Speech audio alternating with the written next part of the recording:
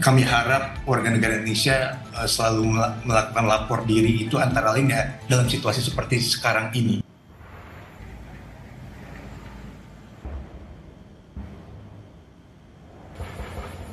Yang Anda dengarkan adalah suara tembakan dan juga dentuman meriam terdengar di beberapa wilayah perbatasan Thailand dan Kamboja.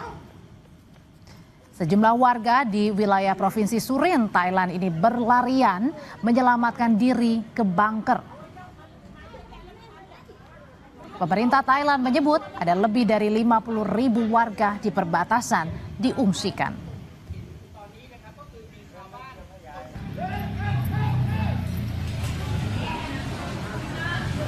Situasi serupa juga terjadi di Kamboja. Ada sedikitnya 20.000 warga Kamboja di sana dievakuasi, salah satunya ke daerah Banteay Kamar. Di hari ketiga konflik Thailand-Kamboja, total ada 19 orang tewas di Thailand. Sebagian besar korban adalah warga sipil. Sementara untuk pihak Kamboja, korban tewas mencapai 13 orang.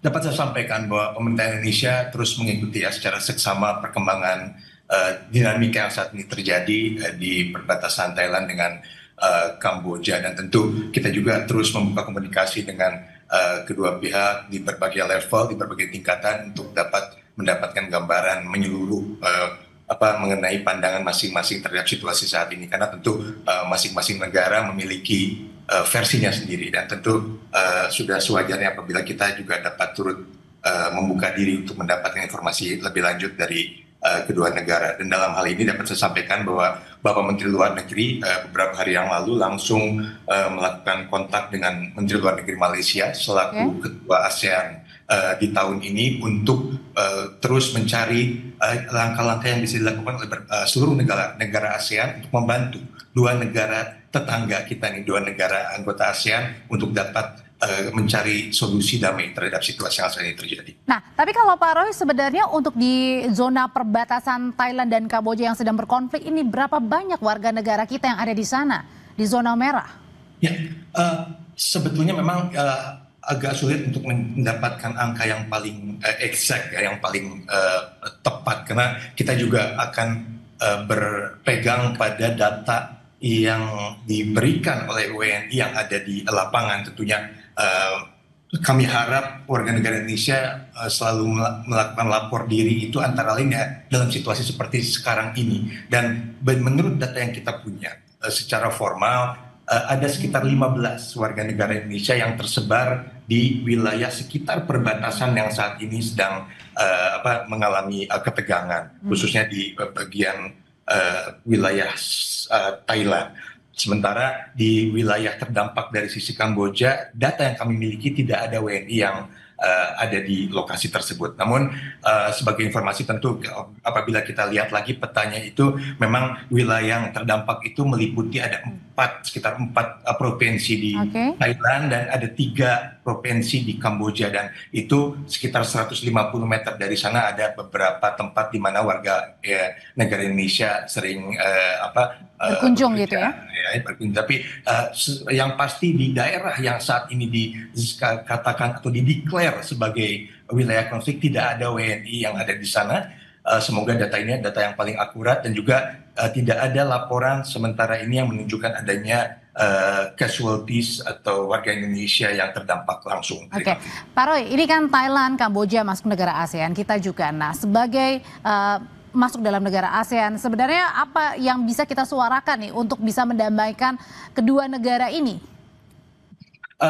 Sebenarnya begini, kita harus kembali kepada hal-hal yang bersifat mendasar, dan kita meyakini bahwa terlepas dari berbagai macam dinamika atau perbedaan ya di antara kedua negara tersebut, tentunya ada keinginan untuk dapat kembali ke cara-cara damai untuk menyelesaikan berbagai perbedaan. Apalagi di ASEAN sendiri kita kan punya ASEAN Charter, piagam ASEAN. Kemudian lebih jauh lagi negara-negara ASEAN tersebut sejak bahkan pendirian pendirian ASEAN di tahun 67 kita pun memiliki sebuah traktat nih, Treaty of Amity and Cooperation, traktat untuk persahabatan dan kerjasama di seluruh negara ASEAN yang bahkan sekarang sudah diikuti oleh bahkan lebih dari 60 negara di luar kawasan ASEAN. Nah, jadi saat ini yang penting adalah kita mencoba untuk mendorong agar kedua negara ini dapat duduk dan dapat membuka diri untuk konsultasi dan dialog lebih lanjut. Okay. Kita sedang cari formulanya dan tentunya kita berharap kedua negara tersebut dapat membuka diri dan dapat melakukan dialog dengan negara-negara ASEAN-nya, terutama saat ini di bawah keketuaan Malaysia di ASEAN. Itu kita akan membantu, tapi yang dibantunya pun harus menunjukkan itikat untuk ingin dibantu.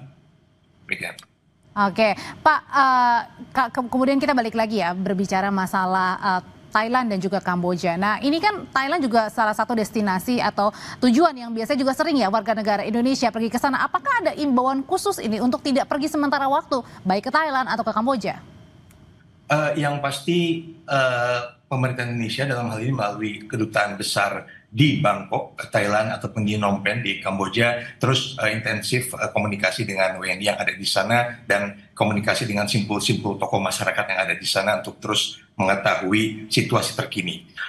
Dan juga melalui kedua KBRI tersebut pemerintah Indonesia sudah mengeluarkan himbauan untuk tetap tenang dan waspada dan juga untuk sebisa mungkin menghindari atau membatasi perjalanan ke wilayah yang terdampak langsung.